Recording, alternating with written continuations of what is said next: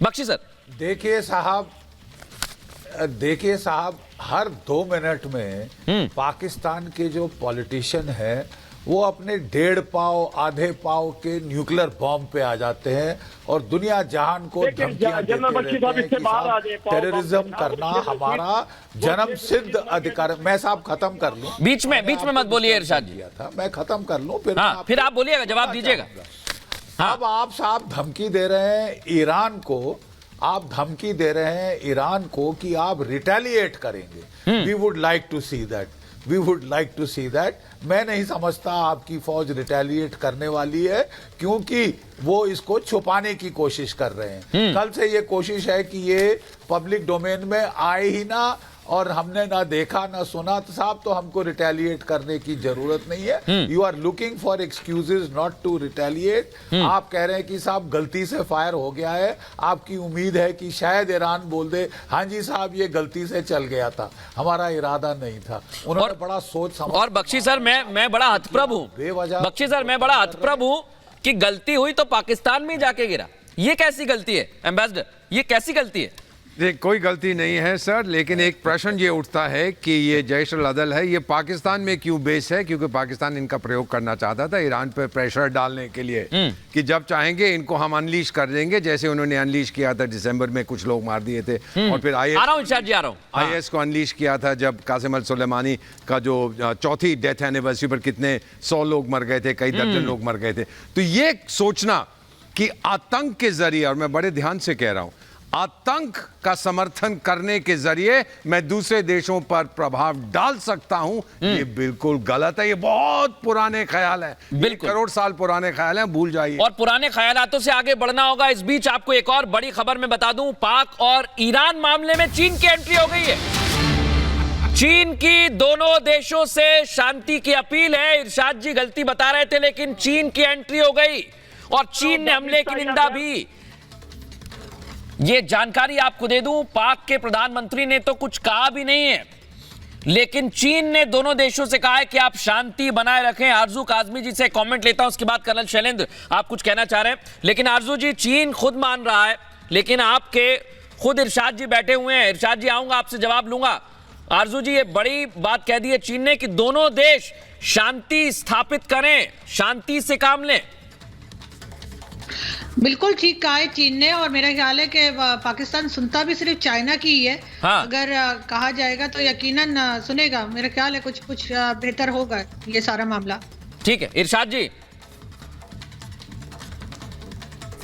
हर दोस्त की जो प्यार करने वाला है, जिससे पाकिस्तान प्यार करता है, उससे बात करता है। दूसरी बात यह है, आप बार बार एक ही बात का प्रोपेगेंडा कर रहे हैं। मैंने कहा दानिस्ता या खैर दानिस्ता, आप बात को समझते नहीं है, उर्दू आती नहीं है आपको मेरा ख्याल।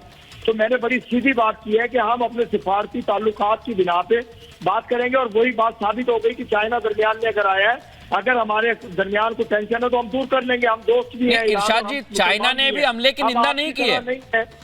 इरशाद जी, की फैक्ट्री नहीं है। चाइना की आप बड़ी तरफदारी भी करते रहे हैं, लेकिन चाइना ने भी हमले की निंदा नहीं की है। दहशत फैलाते हैं इरशाद जी, इनका भी मुंह बंद करना आता है पाकिस्तान के ऐसे लोगों का जो शिया सुन्नी फसाद कराने की कोशिश कर रही है। इधर उधर की बात मत करिए इरशाद जी। छोटा सा मेरा सवाल है, चाइना ने हमले की निंदा नहीं की है और दोनों से शांति की अपील की, आप बोलिए। चाइना ने निंदा नहीं की हमले की। तो मैं ये कह रहा हूँ, मैं तो आपसे कह रहा हूँ, अगर गलती से दानिस्ता या गैर दानिस्ता आप समझते हैं बात को, ये लफ्ज समझते हैं आप, मैंने 2 लफ्ज आपसे कहे हैं, तो उसका हम लोग बैठ के सिफारती ताल्लुकात की बिना पे उस तरीके से बात करेंगे उनसे। अगर वो फिर बात नहीं मानेंगे तो फिर देखेंगे हम। दूसरी बात यह कि चाइना, अच्छा इरशाद जी, आपने कहा बात करेंगे और नहीं करेंगे तो उसके बाद एक्शन लेंगे। क्या आप एक्शन ले सकते हैं और किससे बात करेंगे, जरा बताइए। क्या लेना देना है बीच में हमारे? मैं वही एम्बेसडर में कहना चाह रहा था। क्या बात करते हैं आप? किससे बात करेंगे आप? इरशाद जी, किससे बात करेंगे आप? एम्बेसडर को भी ले आइए चर्चा में। मालूम है ईरान से हमें कैसे बात करनी है, हमें मालूम है हिंदुस्तान को आंखें कैसे दिखानी है। हिंदुस्तान को छोड़ दीजिए 2 मिनट के लिए, ये बताइए कि बात कैसे करेंगे। इरशाद जी, बड़े डिप्लोमेटिक सवाल है आपके। हमें आपसे सीखने की जरूरत नहीं है, हम आपसे सीखने के लिए नहीं बैठते। सर ये दुनिया एम्बेसडर, अब मैं देखिए यहाँ पर कानून की क्लास तो नहीं लूंगा। एम्बेसडर आप कुछ कहना चाह रहे हैं इस पर, कहिए। मैं सिर्फ इतना ही कहना चाह रहा था, अगर आपने अपने राजदूत को बुला लिया इंटरनेशनल अफेयर्स में, डिप्लोमेसी में, बहुत महत्वपूर्ण कदम होता है। इसका मतलब आपसे बात नहीं करना चाहते, जूनियर ऑफिसर से आप बात नहीं करेंगे कि सस्पेंशन ऑफ डायलॉग। सर थोड़ी सी डिप्लोमेसी सीख लीजिए, नहीं तो मेरे पास आइए, मैं सिखा दूंगा। इसे सस्पेंशन ऑफ डायलॉग कहते हैं। जब आपने राजदूत को बुला दिया, सीखने की जरूरत नहीं है। अच्छा नहीं जरूरत सर, तभी तो आपकी छवि इतनी अच्छी है, क्योंकि आप हम सबसे सीखना चाहते हैं, मैं सबसे सीखता हूँ, पर आप है नहीं सीखे। बस एक सवाल पूछना चाहता हूँ, उसका जवाब दीजिए। जब ईरान में आतंकी हमला होता है, बेस पाकिस्तान, अफगानिस्तान कहता है जो हम पर आतंकी हमला कर रहे हैं पाकिस्तान, भारत में जो हमले हुए बेस पाकिस्तान। आप तो पूरा दुनिया का टेररिस्ट बेस बन गए, आप टेरर सेंट्रल हैं सर। अब आपका नाम बदल के टेररिस्ट आतंकिस्तान कर दें सर, क्या ख्याल है? खोलिए, दाऊद इब्राहिम को लास्ट मंथ आप मार चुके हैं, जहर दे चुके हैं पाकिस्तान में। आप झूठ बोलते मतलब ये तो आप मान रहे हैं कि दाऊद कर्नल शैलेंद्र काउंटर करना चाह रहे हैं। इसके बाद बख्शी सर आपके पास और अंग्रेज जी आऊंगा आखिर में। हाँ अरे इरशाद साहब, ये आपने क्या कर दिया? इरशाद भाई, आपने क्या कर दिया? हमने तो एक्सपोज किया नहीं था, आपने अपने कंट्री को एक्सपोज कर दिया। वही है, ये बहुत बड़ी गलती कर दी आपने बोल के इरशाद को।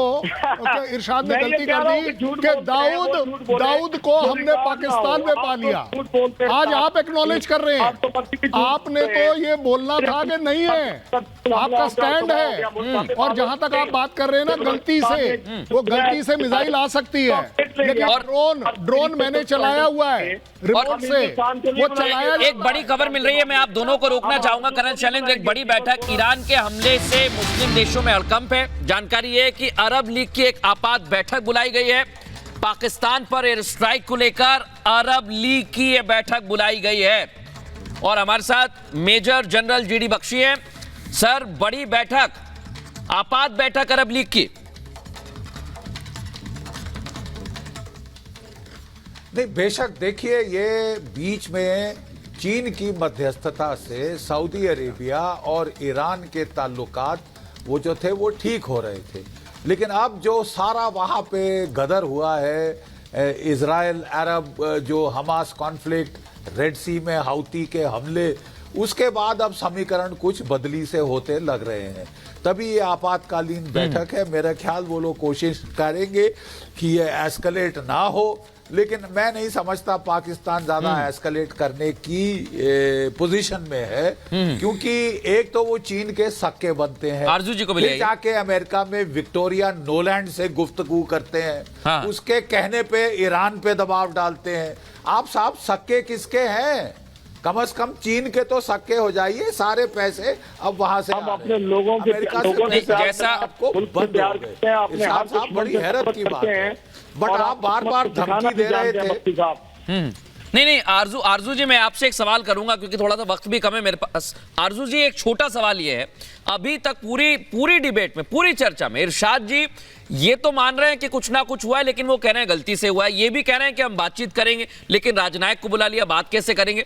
यानी अभी तक पिक्चर क्लियर हो चुकी है, लेकिन समझ नहीं आ रहा है इस हमले के बाद क्या करें। हड़कंप तो मच गया है। आरजू जी, हम वो करेंगे जो हमारे। इरशाद जी, आ रहा हूं मैं, काउंटर करिएगा आप। आरजू जी कह रही है स्ट्राइक हुआ है। हाँ, ये बच्चों का खेल तो नहीं है ना कि एयर स्ट्राइक गलती से हो जाएगा। गलती से एयर स्ट्राइक होता मैंने तो अभी तक कहीं नहीं देखा। हो सकता है शायद साहब ने देखा हो। और इसके बाद जिस तरह से एम्बेसडर्स एक दूसरे के निकाले गए, तो उससे भी मामला सीरियस लग रहा है, वरना ऐसा ना होता कि ये एम्बेसडर्स वापस भेजे जाते।